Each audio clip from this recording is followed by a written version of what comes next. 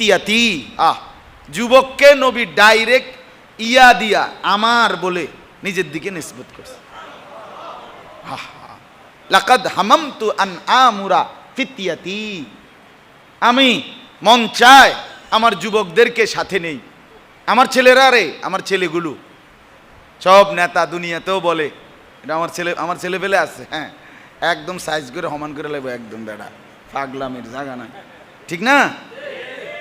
রাসূলুল্লাহ সাল্লাল্লাহু আলাইহি সাল্লাম বলেন আমার ছেলেরা, আমার যুবকরা ফিতিয়াতি।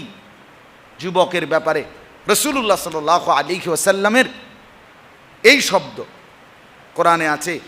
হযরত মূসা আলাইহিস সালাম হযরত খিজির আলাইহিস সালামের কাছে গেছিলেন উচ্চতর ইলম অর্জনের জন্য, উচ্চতর ডিগ্রি, অনার্স মাস্টার্স তো করছে আগেই, কিন্তু আরো বড় ডিগ্রি নেওয়ার জন্য আল্লাহর পক্ষ থেকে হুকুম হয়েছে। খিজির আলাইহিস সালামের কাছে গেছে, সাথে যাকে নিয়ে গেছে নবী একজন মাত্র সঙ্গী নিছে, সেই সঙ্গীটা ছিল যুবক। নবীর সঙ্গী হয় যুবক, কোরআনে আছে। হযরত মূসা আলাইহিস সালাম ওয়াকালা লিফাতাহু আতিনা গাদাআনা, তিনি তার যুবক সঙ্গীকে বললেন যে খিদা লাগছে না খানাটা দাও, মাছটা ওই যে মাছ বাজ্যা আনছিলাম এটা কো।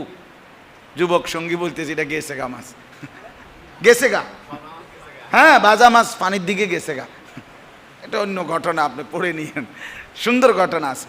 তো আপনার যুবক সঙ্গী হযরত ইউসুফ আলাইহিস সালাম 7 বছর দুর্ভিক্ষ পীড়িত মানুষ, যখন তিনি অর্থমন্ত্রী হইলেন জেলখানার থেকে বের হয়ে, তখন 7 বছর পুরা অঞ্চলে দুর্ভিক্ষ দেখা দিছে।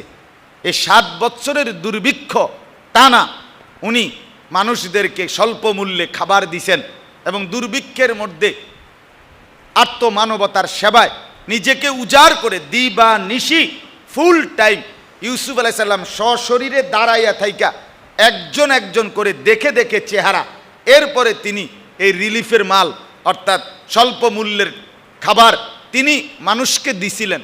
এই 7টি বছর ওনার সাথে সার্বক্ষণিক সঙ্গী ছিল যারা যারা ওনাকে সেবা করে দিচ্ছে এবং মানবতার সেবা করেছে দুর্ভিক্ষের অবস্থায়, তারা ছিল যুবক। এটা কোরআনে আছে, এটাও কোরআনে আছে, এটাও কোরআনের আয়াত। ইউসুফ আলাইহিস সালামের 10 ভাই খাবার কিনতে আসছিল, প্রথম যেবার খাবার কিনতে আসার পরে ইউসুফ আলাইহিস সালাম তাদেরকে দেখেই চিনছেন, তারা চিনে নাই। খাবার বস্তা বইরা দেওয়ার পরে ইউসুফ আলাইহিস সালাম এখানে বস্তা ভরার পরে ইউসুফ আলাইহিস সালাম ওয়াকালা লিফিতিয়ানিহি, এই কোরআনের আয়াত, তিনি তার যুবক সঙ্গীদেরকে বললেন ইজআলু বিদাআতাহুম ফি রিহালিহিম, আমার ভাইদের প্রত্যেক বস্তার মধ্যে তারা যেই টাকাটা দিছে দাম খাবারের মূল্য, প্রত্যেকের বস্তায় গুনে গুনে আলাদা আলাদা দিয়ে দাও। তাহলে এখানে স্পষ্ট আছে ওয়াকালা লিফিতিয়ানিহি, তিনি তার যুবক সঙ্গীদেরকে কি করলেন বললেন। তাহলে বোঝা গেল মানবতার সেবায় নবীর সঙ্গী হয়ে আল্লাহর বান্দাদের সেবা করেছে যারা, তারা কে ছিল? আল্লাহ তাআলা আমার মুসলিম নওজওয়ানদেরকে ফিরে আসবার তৌফিক দান করেন। তো নবী সাল্লাল্লাহু আলাইহি সাল্লাম বললেন আমার দিল চায় আমার যুবকদেরকে, আমার ছেলেদেরকে ডাকি, অতঃপর বলি তোমরা এখানে কতগুলো লাকড়ি জমা করো, জমা করার পর এগুলোতে আগুন ধরাও, আগুন ধরাইয়া এবার চলো যেই যেই ঘরে, এই কথাটা খেয়াল করেন, হাদিসটা পরিষ্কার, আল্লাহর নবী সাল্লাল্লাহু আলাইহি সাল্লামের হাদিস। নবীজি বলেন আগুন লাগাইছো, লাকড়িগুলো একটা একটা করে নাও, যের মধ্যে আগুন লাগছে নাও, ছেলেরা নাও একটা একটা নিয়ে আমার সাথে চলো। কোথায় যাবেন হে আল্লাহর রসুল? যুবকরা মনে করেন জিজ্ঞেস করলো। নবীজি বলেন আমি যাব সেই ঘরগুলোতে যেই ঘরে ইউসাল্লুনা ফি বুয়ুতিহিম লাইসাত বিহিম ইল্লাতুন, যে ঘরের পুরুষগুলো কোনোই কারণ ছাড়া ঘরে নামাজ পড়তেছে। ইউসাল্লুনা পড়ে না, পড়ে না এটা না, পড়ে কোথায় পড়ে? ঘরে নামাজ পড়ে। আল্লাহর নবী বলেন ফা উহাররিকু বুয়ুতাহুম, তোমাদেরকে দিয়ে আমার দিল চায় সেই ঘরগুলো, ওই মানুষগুলো শুদ্ধা আগুন লাগায় দেয়, আগুন লাগায়। কতটা সাংঘাতিক কথা! কতটা সাংঘাতিক ধমক দিছে। হ্যাঁ, আমার দিল বলে এই জন্য বেনামাজি, আল্লাহর ঘর মসজিদের জামাত নিয়মিত ত্যাগকারী এই ব্যক্তি যখন হাসরের ময়দানে নবী সাল্লাল্লাহু আলাইহি সাল্লামের কাছে সুপারিশের জন্য যাবে, তো রাসূলুল্লাহ সাল্লাল্লাহু আলাইহি সাল্লাম বলবেন, উম্মত তুমি কি শোনো নাই, আমি তো তোমার দুনিয়াতেই আগুন লাগাই দিতে চাইছিলাম।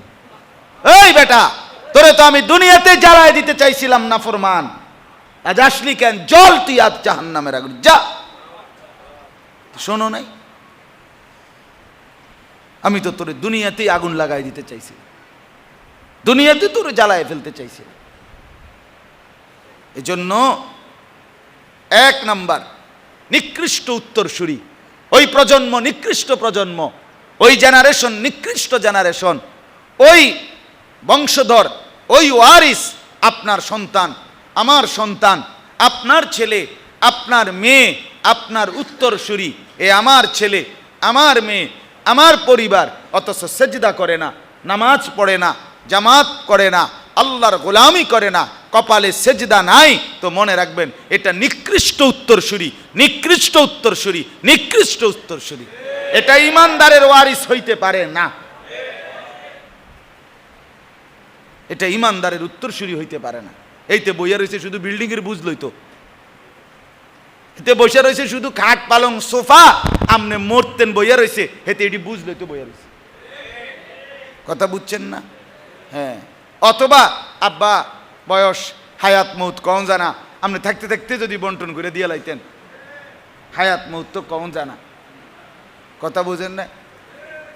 আপনি থাকতে থাকতে যদি দিয়া লাইতেন,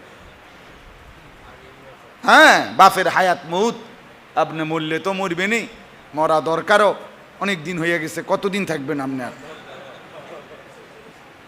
আপনারও তো একটা বয়স, আপনি আর কতক্ষণ বাচ্চা থাকবেন? আপনারও তো একটা শরীর। নিকৃষ্ট উত্তরসূরি। তাইলে 1 নাম্বার হলো জামাত ত্যাগ করা, 2 নাম্বার হলো, সংক্ষেপে বলি, 2 নাম্বার হলো নিয়মিত ঘরে নামাজ পড়ার অভ্যাস করে নেওয়া। তাফসীরে লিখছে এই লোক নামাজ নষ্ট করে, এই লোক মূলত কি করে? 3 নাম্বার, নামাজের ফরজ, ওয়াজিব, সুন্নাত, মুস্তাহাব, আদাব যা আছে নামাজের, এগুলো যে ঠিক মতো আদায় করে না, সে নামাজ নষ্ট করে। একেবারে স্পষ্ট এই আয়াতের তাফসীরে মাআরিফুল কোরআনে লিখছে, আপনি পড়ে দেখেন।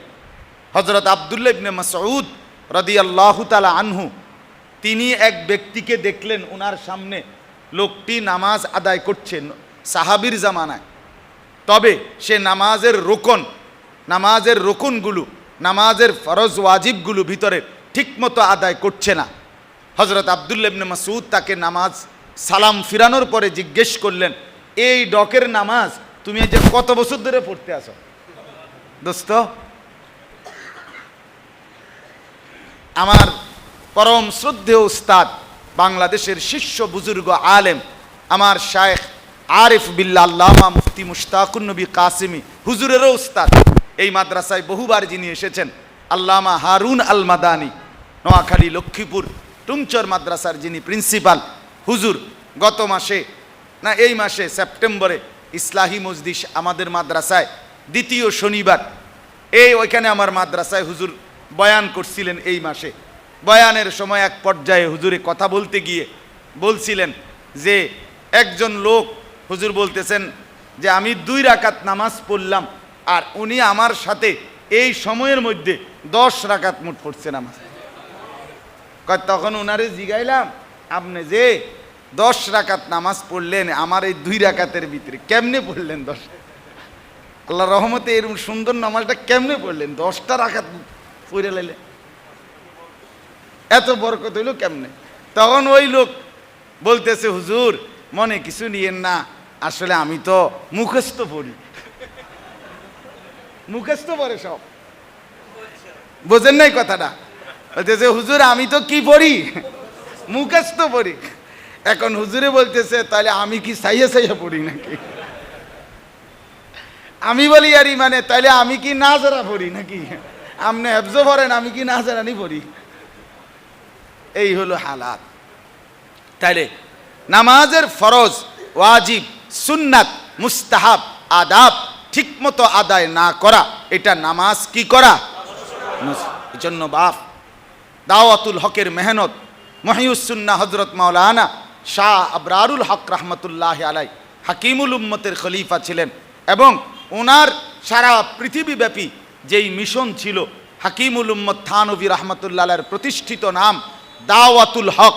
সারা বাংলাদেশে আমাদের যাত্রাবাড়ি হজরত আল্লামা মাহমুদুল হাসান দামাত বারাকাতুহুম হজরত যেই দাওয়াতুল হকের আমির, এই দাওয়াতুল হকের সারা দেশব্যাপী সারা পৃথিবীব্যাপী ফিকির এটা যে উম্মতের আজান, উম্মতের একামত, উম্মতের অজু, গোসল এবং নামাজ 100 সুন্নাত মোতাবেক হবে, এটাই দাওয়াতুল হকের মূল ফিকির।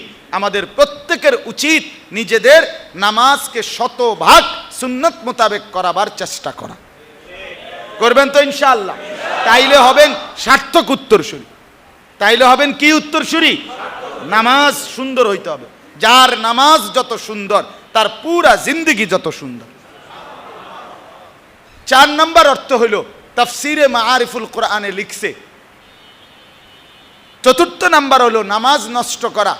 নামাজ নিয়ত বাঁধা থেকে শুরু করে যতগুলো পর্যায় নামাজের, দাঁড়ানো, রুকু যাওয়া, রুকুর থেকে সোজা হওয়া, রুকুর থেকে আবার সেজদায় যাওয়া, এক সেজদা দিয়ে স্থির হয়ে বসা, আরেক সেজদা দেওয়া, আবার বসা, এই যে যতগুলো বার নড়তে হয়, এই প্রত্যেকটা নড়ার মুহূর্তে প্রতিটা রোকনে আলাদা আলাদাভাবে নামাজ কায়েম করা, মানে স্থির হওয়া, অর্থাৎ এখান থেকে ওইখানে তাড়াহুড়া, দ্রুততা না করা, এটা হলো নামাজ নষ্ট না করার শামিল। আর যে তাড়াহুড়া করে সে নামাজ নষ্ট করে, এটাও ওইখানে হাদিস লিখছে।